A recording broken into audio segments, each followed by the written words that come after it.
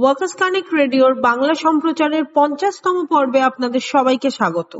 এই বিশেষ সম্প্রচারে আমরা আসামের চা শ্রমিকদের সফল সংগ্রামের গল্প নিয়ে এসেছি, যেখানে তারা ঐক্যবদ্ধভাবে জল, জঙ্গল, জমিনের যুদ্ধকে শিলচরের চা বাগান থেকে সুপ্রিম কোর্টের গলিতে নিয়ে গেছে এবং সফলভাবে জিতেও দেখিয়েছেন। আসামের শিলচরের ডলুস টি এস্টেটের শ্রমিকরা একদিন সকালে ট্রাক, আর্থ মুভার এবং কুঠারের শব্দে জেগে ওঠেন এবং জানতে পারেন যে নতুন বিমানবন্দরের জন্য উন্নয়নের নামে তাদের বাগান দখল করা হবে। আসামের চা শ্রমিকরা যেখানে মাত্র প্রতিদিন 250 টাকা ন্যূনতম মজুরি পান, সেখানে তাদের এস্টেটে একটি বিমানবন্দর নির্মাণ একটি নিষ্ঠুর পরিহাস ছাড়া আর কিছুই ছিল না তাদের কাছে। যৌথ প্রাকৃতিক সম্পদ লুণ্ঠন প্রতিরোধে শ্রমিকরা একত্রিত হয়েছিলেন এবং লড়াইয়ের মাধ্যমে বিশ্বকে আবারও দেখিয়ে দিয়েছেন যে কর্পোরেট লোভের একমাত্র প্রতিক্রিয়া হলো শ্রমজীবী মানুষের সম্মিলিত লড়াই। সুপ্রিম কোর্ট তাদের আদেশে জাতীয় গ্রিন ট্রাইব্যুনালের আদেশ বাতিল করে এবং উল্লেখ করেছে যে পরিবেশগত ছাড়পত্র না পাওয়া পর্যন্ত গাছ কাটা বা বন উচ্ছেদ করা যাবে না। ডলুর চা বাগান শ্রমিকদের সংগ্রাম নিয়ে বিস্তারিত আলোচনা করতে আজ আমাদের সাথে আছেন অসম মজুরি শ্রমিক কাছাড় জেলা কমিটির উপসভাপতি মানস দাস। মানস, আপনাকে স্বাগত। ধন্যবাদ। আমার আপনাকে প্রথম প্রশ্ন হলো, জনগণের চাকরি এবং বাসস্থানের অধিকার প্রায়শই উন্নয়নের সময় পরস্পর বিরোধী হয়ে দাঁড়ায়। প্রাকৃতিক সম্পদ ধ্বংসের যেকোনো প্রতিরোধকে উন্নয়ন বিরোধী হিসেবে দেখা হয়। ডলুর জন্য এই ঘটনা একই ছিল। ইউনিয়ন কিভাবে এটির মোকাবিলা করলো? কোন সচেতন নাগরিক কখনো সঠিক উন্নয়নের বিরোধিতা করতে পারেন না। তবে পরিবেশ এবং প্রকৃতিকে ধ্বংস করে শ্রমিক তথা আমজনতার রুজি রুটি বন্ধ করে অঞ্চলবাসীকে ভীত সন্ত্রস্ত করে কোনো উন্নয়ন হয় না। আমরা সর্বাবস্থায় সেসব উন্নয়নের বিরোধিতা করি। ডলু চা বাগানেও পরিবেশ ধ্বংস করে সামাজিক পরিকাঠামোকে বিধ্বস্ত করে 2006 সালের পরিবেশ সংক্রান্ত নোটিফিকেশনকে পুরোপুরি বুড়ো আঙ্গুল দেখিয়ে এবং 144 ধারা জারি করে পুলিশ মিলিটারি নামিয়ে বুলডোজার চালিয়ে প্রায় 42 লক্ষ চা গাছ উপড়ে ফেলে দেওয়া হয়েছিল, সাথে অনেকগুলো ছায়া গাছ। তাই অসম মজুরি শ্রমিক ইউনিয়ন, যেটা এনটিওআই অনুমোদিত, তা প্রথম থেকেই আন্দোলনের শ্রমিকদের সাথে রয়েছে এবং শ্রমিকদেরকে তারা নেতৃত্ব দিয়ে এগিয়ে নিয়ে যাওয়ার পুরোপুরি দায়িত্বে রয়েছে। ওখানে ওই পরিবেশ নষ্ট করে শ্রমিকদের রুজি রোজগার বন্ধ করে আন্তর্জাতিক গ্রিনফিল্ড বিমানবন্দর তৈরি করার পরিকল্পনা নিয়েছিল কেন্দ্রীয় ও রাজ্য সরকার। তো এখন কথা হচ্ছে যে আমরা প্রথম থেকেই অসম মজুরি শ্রমিক ইউনিয়ন বিভিন্ন সরকারি সংস্থা এবং তার দালালদের পক্ষ থেকে যে জমি অধিগ্রহণ হলেও শ্রমিকদের কারোর কোনো কাজ যাবে না, কাজ হারাবেন না ওরা শ্রমিকরা। অস্থায়ী ও স্থায়ী শ্রমিকরা তাদের কাজে বহাল থাকবেন এবং এই অঞ্চলেরও দারুণ উন্নতি হবে ইত্যাদি বলে যাচ্ছিলেন, যার বিরোধিতা করছিল অসম মজুরি শ্রমিক ইউনিয়ন এবং তার সাথে থাকা ডলু চা বাগানের শ্রমিকরা। এমনকি তারা এমনও প্রতিশ্রুতি দিয়েছিলেন যে মাধ্যমিক ও উচ্চ মাধ্যমিক পাশ করা যে ছেলেমেয়েরা রয়েছে তারা আর বেকার থাকবেন না ওই অঞ্চলে, এবং বিমানবন্দর হলে ওখানেও নাকি তাদের কাজের সুবিধে করে দেওয়া যাবে। এমনকি কিছু কিছু পুলিশ আধিকারিকরা ভয় দেখিয়ে ওদের বলছিলেন, তোমাদের তালিকা দেও, আমরা তোমাদের কাজের বন্দোবস্ত করে দেব এই এয়ারপোর্ট বা তৎসংলগ্ন এলাকায়। এভাবেই এই মিথ্যার বিরুদ্ধে স্বভাবতই যে প্রচার চলছিল তাকে সোচ্চারভাবে মোকাবিলা করেছে অসম মজুরি শ্রমিক ইউনিয়ন ও তার দোসর এখানের অন্যান্য সংস্থা, forum for social harmony, Dolu চা বাগান বাঁচাও কমিটি এবং অন্যান্য ট্রেড ইউনিয়ন সংস্থা। এবং অসম মজুরি শ্রমিক ইউনিয়ন বারে বারে দেখিয়ে দিয়েছে যে এই যে উন্নয়ন প্রকল্প নেওয়া হচ্ছে তাতে এই অঞ্চলের শ্রমিক এবং মেহনতি জনগণের দুর্দশার চরমে গিয়ে পৌঁছবেন।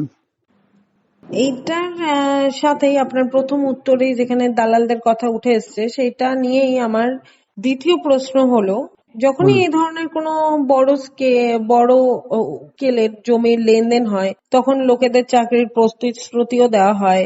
এইরকম সময় প্রচুর নানা ধরনের দালাল এসে ভিড় জমায়, যারা মিথ্যে চাকরির প্রতিশ্রুতি দেয়, যেমন আপনি বললেন, নগদ টাকাও দেয় এবং ভালো ভবিষ্যৎ হয়ে যাবে, যেমন বললেন যে চাকরি হবে বা আরো অন্যান্য কিছু হবে, কেউ বেকার থাকবে না, এরকম নানা মিথ্যে গল্প দিয়ে মানুষকে নানাভাবে প্রলুব্ধ করে। যদিও প্রথম প্রশ্নের উত্তরেই আপনি এর কিছু একটা সারাংশ দিয়েই দিয়েছেন, তবু আমার দ্বিতীয় প্রশ্ন হলো, ইউনিয়ন কিভাবে এই যে মিথ্যে গল্প প্রচার হয়েছিল, এই যে বড় বড় স্বপ্ন দেখানো হয়েছিল, এই এই যে ব্যাখ্যাটা দেওয়া হয়েছিল মিথ্যে প্রচার করে, এর এই আখ্যানের মোকাবিলা কিভাবে করেছে এবং জনগণ যারা শ্রমিক মেহনতি মানুষ তাদের ঐক্যবদ্ধ লড়াই বা ঐক্যবদ্ধ শক্তি কি করে তৈরি করেছে? প্রথম থেকেই দলুর শ্রমিকরা আন্দোলনের জন্য প্রস্তুত ছিল এবং অসম মজুরি শ্রমিক ইউনিয়নের নেতৃত্বে শ্রমিকরা দৃঢ় সংকল্প নিয়ে আন্দোলন চালিয়ে গেছেন এবং অসম মজুরি শ্রমিক ইউনিয়নের নেতৃত্বের পাশে এই অঞ্চলের শ্রমিক দরদি জনগণরা ছিলেন, সচেতন লোকরা ছিলেন এবং আমরা সাহায্য পেয়েছি কলকাতার বা পশ্চিমবঙ্গের বিভিন্ন সংগঠন এবং সামাজিক সংগঠন, ট্রেড ইউনিয়ন এবং সংস্কৃতি সংগঠনের যে কর্মকর্তারা তারা এগিয়ে এসেছেন। তারা এই নেতৃত্বে তাদের যে ভূমিকা যেটা সেটাও রেখেছেন। আমরা এখান থেকে দলুর শ্রমিকরা গিয়ে কলকাতায়ও মিছিল করেছি এবং সেখানে কলকাতার বিভিন্ন সংগঠনের লোকরা ছিলেন এবং তারা একসাথে মিলে আমরা আসাম ভবনে গিয়ে কলকাতায় আমাদের স্মারকলিপি দিয়েছি এবং আমরা বলেছি যে এই আন্দোলনকে আরো এগিয়ে নিয়ে যেতে হবে। যদি সরকার যেভাবে তারা অন্যায়ভাবে কাজগুলো উপড়ে ফেলেছে এবং যেভাবে তারা সমগ্র শ্রমিক এবং অঞ্চলটিকে ধ্বংস করার পরিকল্পনা নিয়েছে এবং শ্রমিকদের রুজি রোজগার বন্ধ করে দিয়েছে, তার জন্য এক দীর্ঘমেয়াদী আন্দোলনের প্রস্তুতি নেওয়া হয় এবং এই শ্রমিক আন্দোলনের সাথে যুক্ত হতে আমরা যেমন দেখেছি বিভিন্ন সংগঠনের লোকদের, তেমনি আমরা দেখেছি অঞ্চলবাসী যারা রয়েছেন দলুর আশপাশের এবং ভারতবর্ষের বিভিন্ন সংগঠন সংস্থা এই আন্দোলনের পক্ষে তাদের সায় দিয়েছেন এবং এনটিইউআই এই আন্দোলনকে আরো এগিয়ে নিয়ে গেছে। কারণ এনটিইউআই যারা অনুমোদিত বিভিন্ন সংগঠন রয়েছেন এবং আমরা অসম মজুরি শ্রমিক ইউনিয়নে রয়েছি, এই এনটিইউআই অর্থাৎ নিউ ট্রেড ইউনিয়ন ইনিশিয়েটিভের অনুমোদিত সংস্থা। তো আন্দোলনের শুরু থেকেই এনটিইউআই তাদের বিভিন্ন অনুমোদিত সংস্থার মাধ্যমে এই দাবি আদায়ে বিভিন্ন জায়গায় বিভিন্ন আন্দোলন করেছেন এবং বিভিন্ন সময়ে প্রশাসনের কাছেও, বিভিন্ন রাজ্যের প্রশাসনের কাছেও সেই দাবি নিয়ে ওদের স্মারকপত্র দিয়েছেন এবং শ্রমিকরা সংঘবদ্ধভাবে এই দলুর শ্রমিকদের পাশে থেকে দলুর শ্রমিকদের আন্দোলনকে এগিয়ে নিয়ে যাওয়ার জন্য তাদেরকে যথেষ্ট অভিনন্দন জানিয়েছেন এবং তারা পাশে থেকেছেন। এইভাবেই আন্দোলনকে আস্তে আস্তে পর্যায়ক্রমে অনেক উন্নত স্তরে নিয়ে যাওয়া হয়েছে। কারণ এই যে আন্দোলন, এই আন্দোলনটা হচ্ছে দেশের অর্থাৎ ভারতবর্ষের যে পুঁজি ব্যবস্থা আছে, শ্রম এবং পুঁজির যে সংঘাত, তার এক বলিষ্ঠ পদক্ষেপে শ্রমিকদের এগিয়ে যাওয়া এবং শ্রমিকরা সেই আন্দোলনকে এগিয়ে নিয়ে গিয়ে তাদের দৃঢ় পদক্ষেপে তারা এটাই প্রতিষ্ঠিত করতে চেয়েছেন যে শ্রম ও পুঁজির বিরুদ্ধে যদি কোনো সরকারি পদক্ষেপ নেওয়া হয় তার বিরুদ্ধে আন্দোলন তীব্রতর হবে। এর সাথেই আমাদের আজকের শেষ প্রশ্ন আপনার কাছে, সেটা হলো যে এই কম মজুরি এবং খুব খারাপ ধরনের জীবনযাত্রার দেখতে পাওয়া যায় বেশিরভাগ চা শ্রমিকদের মধ্যে। আমি বলে রাখছি এখানে, বরাক উপত্যকা এবং ব্রহ্মপুত্র উপত্যকা, মানে আসামের দুটো উপত্যকা আছে, দুটো উপত্যকায় কিন্তু চা বাগান আছে এবং চাটা হচ্ছে এই আসামের একটা বড় শিল্প এবং বরাক উপত্যকায় বলা যায় আমরা যেখানে আছি অর্থাৎ দলু চা বাগান যেখানে আছে সেটা একমাত্র শিল্প হচ্ছে চা বাগানের শিল্প অর্থাৎ চা শিল্প। কিন্তু বরাক উপত্যকায় এবং ব্রহ্মপুত্র উপত্যকায় সমহারে মজুরি দেওয়া হয় না, সবসময় একটা ব্যবধান থাকে এবং সেটা ব্রিটিশের সময় থেকে চলে আসছে। আমরা বারে বারে বলছি এই সমস্যার সমাধান করে বরাক এবং ব্রহ্মপুত্র উপত্যকায় একই মজুরি চালু করা। বরাক উপত্যকায় মজুরি পাচ্ছেন 228 টাকা দৈনিক একজন চা শ্রমিক, আবার ব্রহ্মপুত্র উপত্যকায় পাচ্ছেন 250 টাকা। তো এই বৈষম্য দূর করার জন্য আমরা সবসময় বলে আসছি এবং আমরা এটাও বলছি যে চা শ্রমিকদের জন্য ন্যূনতম মজুরি সেটা ধার্য করা হোক, সেটা নির্ধারণ করা হোক। কারণ চা শ্রমিকদের জন্য কোনো ন্যূনতম মজুরি ব্যবস্থা নেই, ন্যূনতম মজুরি দেওয়া হয় না। তাদেরকে একটা দ্বিপাক্ষিক আলোচনার মাধ্যমে একটা ঠিক করা হয়, ওইটা মজুরি দেওয়ার ব্যাপারটা এবং ওইটাই লাগু করা হয়। এই যে এত কম মজুরি এবং আরো বিভিন্ন কঠিন লড়াইয়ের মাধ্যমেই বিভিন্ন চা শ্রমিকদের জীবনের বেশিরভাগ সময় কেটে যায়, কারণ চা বাগানের জীবনযাত্রার মাত্রা এবং জীবনযাত্রার ধরন তাদেরকে বাধ্য করে এরকম অস্বাভাবিক অবস্থায় জীবন অতিবাহিত করতে।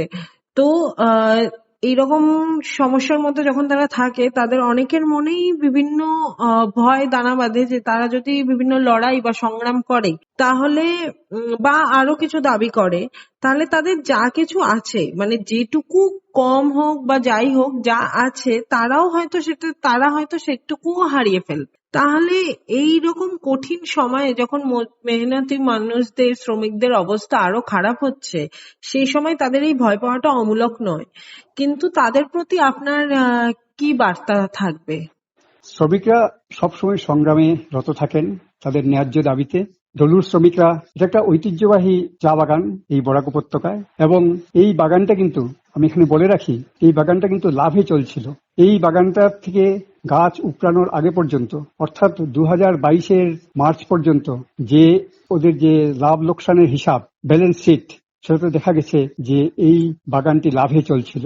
এবং পরবর্তীতে ওই 41 লক্ষ চা গাছ উপড়ে ফেলার পর এবং ছায়াতলগুলো উপড়ে ফেলার পর যেখানে ওরা কাজ হারিয়ে ফেলেন, তার ফলে সেই বাগানের ক্রমশই দেখা গেছে যে ওদের ক্ষতির দিকে যাচ্ছে, এবং 2023-এর হিসেবে সেটা ক্ষতির তালিকায় রয়েছে। তো কথাটা হচ্ছে যে এই যে আন্দোলনের ব্যাপারটা, সেই আন্দোলনটা সবসময় সব শ্রমিকই করে থাকেন, এবং চা শ্রমিকদের মধ্যে এই বঞ্চনা এবং নিপীড়নের বিরুদ্ধে আন্দোলন স্বভাবতই অনেক বেশি। তাদের সংগ্রামী ঐতিহ্য রয়েছে, এবং আমরা দেখেছি যে তারা কিন্তু তাদের ন্যায্য দাবি আদায়ে তারা আন্দোলন করে থাকেন যদি সঠিক নেতৃত্ব এগিয়ে আসে। অর্থাৎ সঠিক নেতৃত্ব দেওয়াটাই হচ্ছে আসল ব্যাপার। কারণ আমরা জানি যে, আপনারা হয়তো জানেন যে এই চা বাগানটা যখন জমিটা অধিগৃহীত হয় চা বাগানের 2500 বিঘা জমি, তার আগে একটা মৌ চুক্তি হয়েছিল, এবং সেই মৌ চুক্তিতে সই করেছিলেন বাগানের মালিক এবং বাগানে স্বীকৃতিপ্রাপ্ত 3টি ইউনিয়ন, আইএনটিইউসি, বিএমএস ও সিটু, এবং সরকারি প্রশাসনের কর্মকর্তারা, অর্থাৎ এখানে ডিসি এবং অ্যাসিস্ট্যান্ট কমিশনার, এবং চা বাগানের পক্ষে, চা বাগানের যে সংগঠন রয়েছে সেই সংগঠনের পক্ষে টি অ্যাসোসিয়েশন অব ইন্ডিয়ার কর্মকর্তা। অর্থাৎ প্রথম থেকেই কিন্তু চলছিল একটা দুরভিসন্ধি যে চা বাগানের শ্রমিকদেরকে নিয়ে প্রতারণার ব্যাপারটা, এবং সেই চুক্তি অনেকদিন গোপনে রাখা হয়েছিল। একমাত্র অসম মজুরি শ্রমিক ইউনিয়ন, আমরা স্বীকৃত ইউনিয়ন নই টলি চা বাগানে, কিন্তু আমাদের যেহেতু সংযোগ ছিল এবং আমাদের যারা নেতৃস্থানীয় ব্যক্তিত্ব এবং ওদের যারা সংগঠনের আকসারীর নেতারা রয়েছেন, তারা যোগাযোগ রেখেছিলেন। এবং আমরা যখন গিয়ে অসম মজুরি শ্রমিক ইউনিয়ন এই আন্দোলনের সাথে যুক্ত হয়, তখন গিয়ে পর্দা ফাঁস হয় এবং সেই মৌ চুক্তিটা প্রকাশ্যে আসে। তার আগে কিন্তু সেটা প্রকাশ্যে ছিল না, কাজেই শ্রমিকরা জানতেন না তাদের কি হাল হবে, কি চুক্তি হয়েছে। তারা শুধু শুনেছিলেন যে এই বাগানে একটা আন্তর্জাতিক গ্রিনফিল্ড এয়ারপোর্ট নাকি হচ্ছে, এবং তার ফলে বাগানের যে জমি রয়েছে, অর্থাৎ ফলনশীল চা গাছ রয়েছে, সেগুলো উপড়ে ফেলে দেওয়া হবে, তাদেরকে এই জায়গা থেকে, তাদের ঘর বাড়ি থেকে উচ্ছেদ করে নিয়ে যাওয়া হবে, ইত্যাদি তারা শুনেছিলেন মাত্র। তারপর আন্দোলনের মধ্য দিয়ে এবং অসম মজুরি শ্রমিক ইউনিয়ন এবং ফোরাম ফর সোশ্যাল হারমোনির নেতৃত্বের সেই আন্দোলনের দিশা পেয়ে শ্রমিকরা এগিয়ে যাওয়ার সাহস পেয়েছেন। এবং আমি যে কথাটা বলছি সেটা হলো, ডলুর চা শ্রমিক শুধু নয়, যে কোনো সংগ্রামী শ্রমিকরাই তাদের প্রতিটি অন্যায়ের বিরুদ্ধে দৃঢ়তার সাথে তাদের লড়াই চালিয়ে যেতে হবে, তাদের সংগ্রাম চালিয়ে যেতে হবে। আর তার জন্য চাই এক ঐক্যবদ্ধ সংগ্রামের, অর্থাৎ শ্রমিকদের এক ঐক্যবদ্ধ সংগ্রাম যদি গড়ে না ওঠে, তাহলে এগুলোকে রুখে দেওয়া যাবে না। এবং বৃহত্তর ক্ষেত্রে সেই শ্রমিক আন্দোলনের সাথে যুক্ত হতে হবে কৃষক ও মেহনতি জনগণ এবং যারা সচেতন গণতান্ত্রিক ভাবাপন্ন লোকরা রয়েছেন। সেই শক্তিটা যতদিন পর্যন্ত না দৃঢ়ভাবে এগিয়ে চলেছে, ততদিন পর্যন্ত এই রক্ষাটা একটু মুশকিলের হয়ে দাঁড়াবে। কিন্তু আমরা দেখছি যে ডলুর আন্দোলনের ফলে আশপাশের যে শ্রমিকরা রয়েছেন, বিভিন্ন চা বাগানের কৃষকরা রয়েছেন এবং মেহনতি জনগণরা রয়েছেন, তারা কিন্তু এই আন্দোলনের সমর্থনে এগিয়ে আসছে। কারণ এই ডলু চা বাগানে আজ যদি আন্তর্জাতিক বিমানবন্দর তৈরি হয়, তো এই যে বাগানের আশপাশে যে চা বাগানকে বা চা শিল্পকে নিয়ে গড়ে উঠেছে যে পরিকাঠামো, সেই পরিকাঠামোটা পুরোপুরি ধ্বংস হয়ে যাবে। কাজেই সেখানে শ্রমিকরা যথেষ্ট সচেতন এবং তারা এগিয়ে গিয়ে তাদের এই চ্যালেঞ্জ জানিয়েছেন এবং তারা যে কোনো ভাবেই সেই যে শ্রমিক এবং মেহনতি জনগণ বিরোধী যে সরকার যেসব পরিকল্পনা নিয়েছে সেগুলোকে যেভাবেই হোক চ্যালেঞ্জ জানিয়ে ওটাকে প্রতিরোধ গড়ে তুলে ওটাকে বন্ধ করে দেওয়ার জন্য সচেষ্ট থাকবেন। ডলু চা বাগানের শ্রমিকরা এই লক্ষ্যে এগিয়ে চলেছেন এবং আমার মনে হয় যে আগামী দিনে শ্রমিক আন্দোলন এই ডলু চা বাগানের শ্রমিকদের আন্দোলন দেখে নতুন করে দিশা পাবে এবং নতুনভাবে ঐক্যবদ্ধ হয়ে অন্ততপক্ষে আমাদের রাজ্যে বা আমাদের এই উপত্যকার আশেপাশে যে শ্রমিকরা রয়েছেন তারা এক বিশেষ ভূমিকা নিয়ে সমাজ বদলের এক শক্তিতে পরিণত হবেন। আপনাকে অনেক ধন্যবাদ মানুষ। ধন্যবাদ আপনাদেরকেও। আমরা আজ অসমের চা বাগানের শ্রমিকদের লড়াইয়ের কথা এবং ইউনিয়ন কিভাবে এই লড়াইকে এগিয়ে নিয়ে গেছে তার ব্যাপারে আরো বিস্তারিতভাবে জানতে পারলাম। ওয়ার্কার্স কানেক্ট রেডিও আপনাদের শ্রমিকদের কথা, শ্রম আন্দোলনের কথা, শ্রমিক আন্দোলনের কথা এবং বিভিন্ন মজদুর বিরোধী পলিসির কথা আমরা নিয়ে আসি আপনাদের কাছে। আর আরো বিস্তারিতভাবে জানতে হলে আমাদের ইউটিউব চ্যানেল কে সাবস্ক্রাইব করে আপনারা আমাদের সাথে থাকতে পারেন। ধন্যবাদ।